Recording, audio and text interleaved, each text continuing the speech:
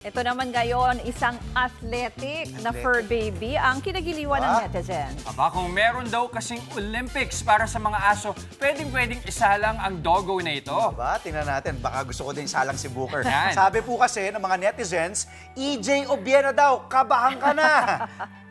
Palabas na dapat ang fur parent at iba niyang kasama nang biglang lumundag ang asong si Bailey sa ibabaw ng gate.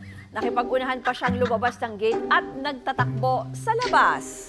Natawa naman ang netizens sa fur parent. Hawak na kasi sana niya si Bailey noong una. Pero natulala siya ng mapagtanto kung gaano kataas tumalo ng aso. Kaya nakatakas ang fur baby. Kalaunay, nahabol naman si Bailey at naiuwi.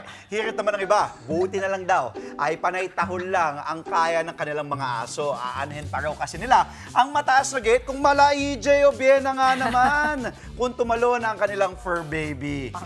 Mga kapatid, Jess De Los Santos po, huwag magpauli sa mga umaaksyong balita at napapanahong issue sa bansa.